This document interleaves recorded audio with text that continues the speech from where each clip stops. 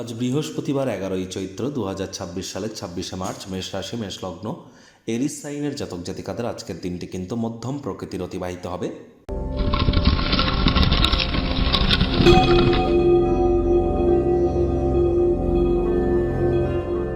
ভিডিওটির শুরুতেই স্ক্রিনে আপনারা দেখতে পাচ্ছেন শ্রীরামজির প্রণাম মন্ত্র।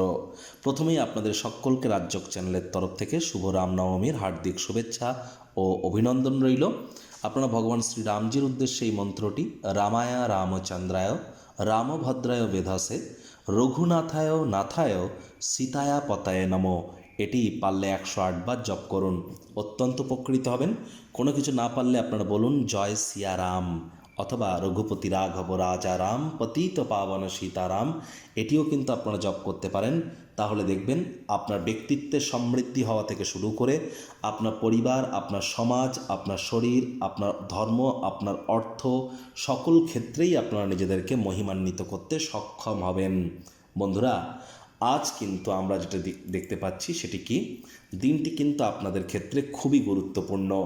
কারণ প্রথমত আজকের দিনটি হচ্ছে বৃহস্পতিবার অর্থাৎ গুরুবার, আর বৃহস্পতি কিন্তু বর্তমানে অতিচারী হয়েছেন। তিনি একটানা 7.5 বছরের জন্য অতিচারী হয়েছেন।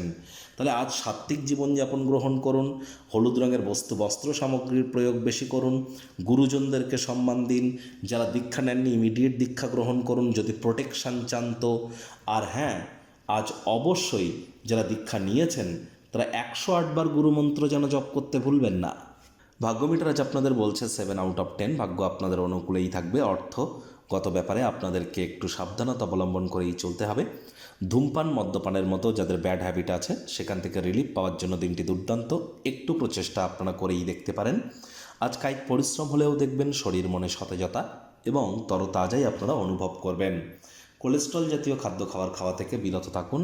আজ ব্যয়বহুল একটি দিন। পিতামাতার শরীর স্বাস্থ্যের অবনতি হতে পারে, যার কারণে একটু অর্থ ব্যয় হতে পারে, তবে এ সময় সম্পর্কগুলি কিন্তু উন্নত হবে। নতুন উদ্যোগ, পরিকল্পনা, নির্মাণ কার্যকে পিছিয়ে দিন। কর্মক্ষেত্রে ভালো কোনো খবর আপনারা প্রাপ্তি করতে পারেন। চাকরিজীবী যারা আছেন অফিসে কম কথা বলে কাজ বেশি করুন। মনের থেকে মস্তিষ্ককে বেশি দাম দিন।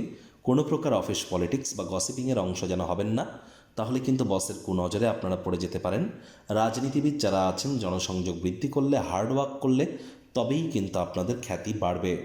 শিক্ষার্থী বিদ্যার্থীরা যে কোনো প্রকার পরীক্ষা প্রতিযোগিতায় সফলতা অর্জন করবেন।